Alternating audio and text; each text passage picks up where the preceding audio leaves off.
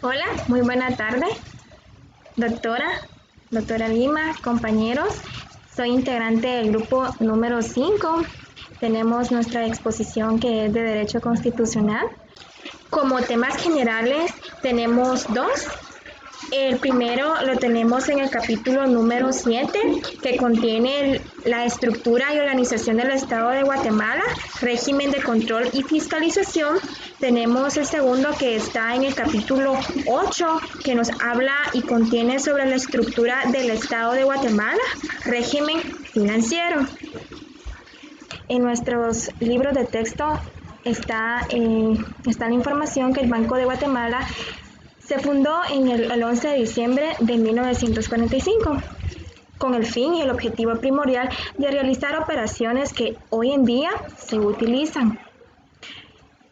Igualmente, para ello vamos a hablar un poquito sobre el régimen financiero y su concepto como lo estipula nuestro libro guía, que es de Derecho Constitucional, y dice de la siguiente manera: la administración financiera guatemalteca nace a partir de la obligación fundamental del Estado, establecida en la Constitución Política, que es la de mantener dentro de la política económica una relación congruente entre gasto público y la producción nacional. ¿Qué quiere decir esto? El régimen financiero es un mercado bastante amplio y financiero, y se define como un conjunto de instituciones que generan, registran, administran y dirigen tanto el ahorro como la inversión política económica de un país, cuyo establecimiento se rige por la legislación que regula las transacciones de actos financieros y por los mecanismos e instrumentos que hacen que esto sea aún más fácil para para que exista transferencia de esos activos y pasivos. Continuamos con la siguiente diapositiva. Dentro de ello también podemos hablar de su estructura. La estructura está definida por dos entidades, una que es la Junta Monetaria y la otra que es el Banco de Guatemala.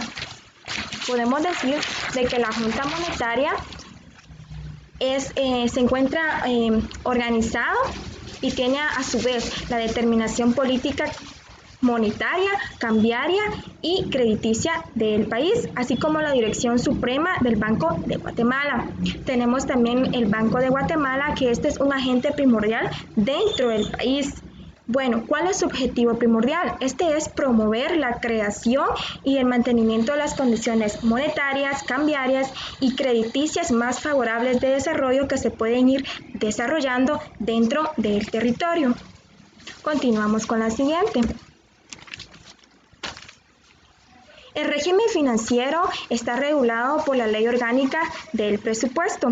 Este es un conjunto de leyes que tiene por finalidad normar el sistema presupuestario de contabilidad gubernamental dentro de nuestro territorio. La ley orgánica tiene como decreto el 101-97 del Congreso de la República. Dentro de estas leyes se estipulan algunos incisos que son importantes y que vamos a mencionar en estos momentos. Uno de ellos es la formulación, ejecución y liquidación del presupuesto general de ingresos y egresos del Estado. El Estado es como una empresa que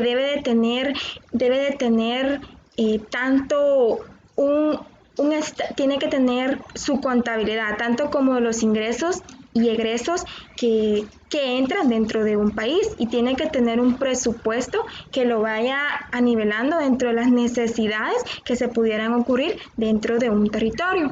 Tenemos las normas a los que conforme la Constitución se somete su discusión y aprobación. El único órgano facultado para poder aprobar algún presupuesto es el Congreso de la República. Él es el único órgano que tiene esta capacidad para poder hacerlo. Seguimos con la siguiente, que es las normas y regulaciones que está sujeta a todo lo relativo a la deuda pública externa e interna, su amortización y pago. ¿Qué quiere decir esto? El Estado también tiene la obligación de pagar intereses con las deudas internas y externas que pueda él tener dentro del territorio. Por lo tanto, también tiene de que planificar en ese presupuesto estos intereses que se le debe de pagar a estas deudas internas o externas. También tenemos la forma de comprobar los gastos públicos y las formas de recaudación de los ingresos públicos y también de los gastos públicos. ¿Qué quiere decir esto? Los ingresos se tienen que detallar, tanto por IVA como por el impuesto sobre la renta, se podría decir, y también las donaciones. Estos se tienen que detallar claramente, tanto los gastos públicos como los ingresos públicos de un país. Seguimos con la forma y cuantía de la remuneración de todos los funcionarios y empleados públicos, incluyendo los de las entidades descentralizadas o autónomas. La ley va a determinar el sueldo de los funcionarios públicos y de sus empleados. Continuamos. También se estipula que corresponde con exclusividad al Congreso de la República decretar lo siguiente. Uno, que es los impuestos ordinarios. Los impuestos ordinarios dice que son los impuestos cuya imposición y recaudación se fijan destinados a cumplir los gastos públicos normales de un país. Los impuestos son todos aquellos que están fijos dentro de un sistema tributario. Y de ello podemos hablar, por ejemplo, podemos mencionar lo que es el IVA, el impuesto sobre la renta, el impuesto de circulación de vehículos y el impuesto de importación. Están los impuestos extraordinarios. Estos son los impuestos cuya imposición y recaudación no es regular y fija, destinados a cubrir una determinada necesidad. Estos impuestos son los que no están regulados dentro de un sistema tributario, sino que únicamente están por un periodo de tiempo, un tiempo determinado. Un ejemplo de ellos podríamos hablar sobre el impuesto de solidaridad, llamado como ISO. Otro ejemplo de ellos también podríamos hablar el impuesto sobre el apoyo de los acuerdos de paz, en sus siglas YEMA. Y continuamos con el arbitrio. El arbitrio es el impuesto decretado por la ley a favor de una o varias municipalidades. De este podríamos mencionar un ejemplo de ello es el boleto de ornato, el piso de plaza y también el YUSI. Continuamos con la última, que son las contribuciones especiales. Su concepto dice de la siguiente manera, que es el tributo que tiene como determinante el hecho generador, beneficios directos para el contribuyente derivados de la realización de obras públicas o de servicios estatales. Un ejemplo de ello podremos hablar de las concesiones mineras que el gobierno realiza. Otro de ello también podría ser las multas o los usufructos. Continuamos. También dice que así, de esta misma manera, determina las bases de recaudación, especialmente las siguientes. Vamos a hablar sobre 5 aspectos importantes, que es 1, el hecho generador de la relación tributaria, que son las excepciones. 2, el sujeto pasivo del tributo y la responsabilidad solidaria. 3, la base imponible y el tipo impositivo. 4, las deducciones, los descuentos, reducciones y recargas. Y 5, las fracciones y sanciones tributarias. Esto ya lo hemos comentado un poquito, por lo tanto considero que está bastante claro y en las siguientes diapositivas vamos a ampliar un poquito más. Continuamos. Nuestra Constitución Política de la República de Guatemala tiene estipulado desde el artículo 237 hasta el artículo 243. Tiene estipulado sobre el régimen financiero y cómo éste debe de funcionar de una manera satisfactoria en beneficio de tanto la población como de las diferentes instituciones que tienen el régimen financiero para que pueda funcionar transparentemente. El artículo 237 nos habla sobre el presupuesto general de ingresos y egresos del Estado y dice de la siguiente manera: el presupuesto general de ingresos y egresos del Estado aprobará para cada ejercicio fiscal de conformidad con lo establecido en esta Constitución. Incluirá la estimación de todos los ingresos a obtener y el detalle de los gastos e inversiones a realizar. Como les había comentado en la anterior diapositiva, se deben de dar detalles de las inversiones que se deben de realizar.